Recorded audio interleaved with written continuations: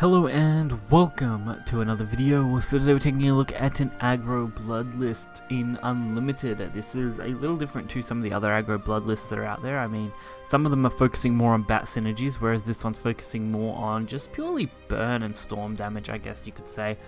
Overall, it still looks pretty natural for a aggro deck. I mean, it's running the 3 Dark Generals, 3 Savage Wolf, normal Blood Wolf, Amblings, all that kind of stuff, but mainly focusing on things like Angel of the Word and stuff like that to really pull you over the line and just block out a little bit with the Spiderweb Imps and Razories and stuff like that to really take advantage and belf some extra draw power and to activate your Dark Generals and Emeralda really effectively. So we'll get right into it and take a look. First up is a blood versus blood. In this case, their blood versus my blood. Which aggro blood's better, you're about to see, so let's get right into it. Spiderweb Imp, Dark General, Diabolic Drain. Dark General and Diablo is a little hard. Spiderweb Imp pretty much perfect for this matchup.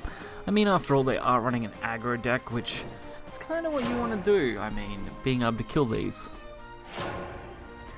So, no turn 1 play is always positive, and we managed to draw 2 of them off the top, being able to set our Ambling Wraith up really nicely here. Meaning we get to send it to face. Not so lucky, the 2-1 really is just asking to be rammed into. Which, since we do draw Urias, I mean we may as well at least go face with it instead, because they are now forced to at least remove this Urias this turn. Which they don't do, meaning they are going to take more damage now. Of course we are still on equal footing, at least at this stage of the game. Spiderweb Imp though will turn that around for us. And I think I feel safe enough to trade off this while going face. I mean, we don't want to see a big turn where they can clear this 1-4 really easily and then kill my Urias. Fortunately they still kill the Urias, but at least the 1-4 is sticking around. And our top deck of another Spiderweb Imp. Not the best thing to draw right now. Razory Claw though, that's pretty good, and being able to use the Pure Hearted Singer to trade with the 2-1s, fairly nice, especially since we do get to keep our ward around for even longer, which means we are going to keep getting little bits of damage in over and over again. Third Bahamut though, I mean I didn't expect to see 3 in a row, jeez, unless they pulled each other.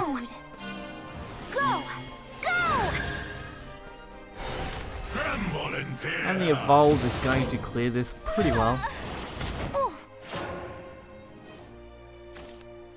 Now, how to go about this? I mean, we do get the Spiderweb Imp turn, which is really nice.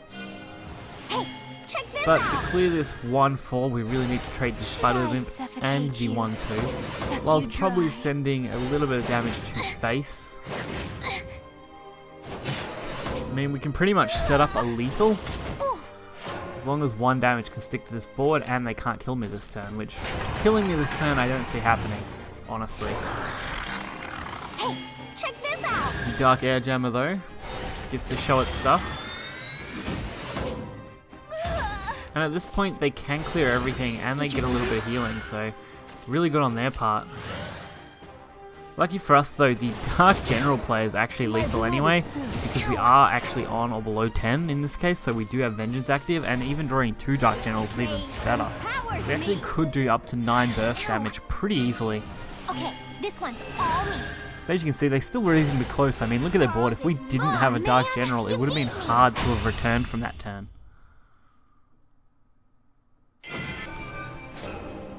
The next head on our chopping block is Runecraft. I mean, if you're going to play Rune, Unlimited is not the place to play it right now.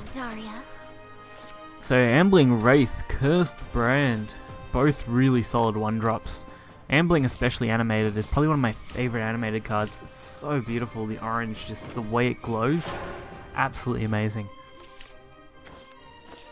So we do see the Commence Experiment come down first, which leads me to believe that there may be actually some kind of combo mix deck.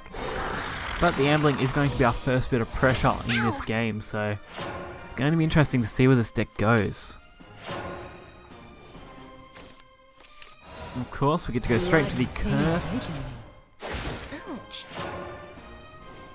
getting that just 1 damage hit in. Magic Missile, not really doing much. And we get to follow up immediately with our turn 3 Savage Wolf. So we guarantee an early aggression game. They're just been kind of playing spells, so we're both still doing things. It's just a matter of we're not really affecting each other's plays too much at this point. There's the Consecration. Not good against an aggro deck to pass an entire turn for a single heal. Especially when we can go straight into another Savage Wolf. Go! Go! So we actually have 8 damage, I think, on this board alone. So it makes this very, very quick. What happens when your opponent doesn't actually play anything? Solemn Assault though gets to come down, so it is going to at least try and do something to block us out. Unfortunately for them though, Hungering Horde is basically optimal and an instant removal. So even if they do decide to remove at least one thing here, unless they can manage to remove 2, they're not really going anywhere. Although this evolve now makes things a little trickier. Lucky for us, we do have Diabolic Drain, which does do 4, so that's actually going to take place of our Hungering Horde, and remove the 7/4 and present us with a chance to go for lethal against this player. Why not? I mean, if you can take lethal, you take it hard. You don't go any mercy. No mercy. They might be 100 points from Grandmaster, well, you're going to still kick him into the dirt.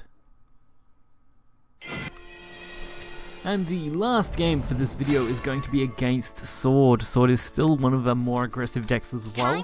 I think between Blood and Sword, they're both very close on the aggro scale. I think I have mentioned that before in a previous Sword video, where I think Sword still has a slight edge against standard aggro Blood decks, but it really comes down to what they draw. I mean, it purely comes down to, is Sword playing more aggressively than me, or am I playing more aggressively than them? So if your deck is even slightly less aggressive, you instantly lose that matchup pretty easily.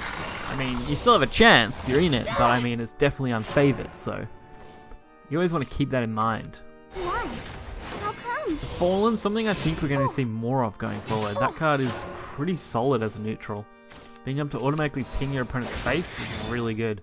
I'm powerless. We get a chance to drop our Urius, which means anything they play from now on is going to be dealing damage to themselves.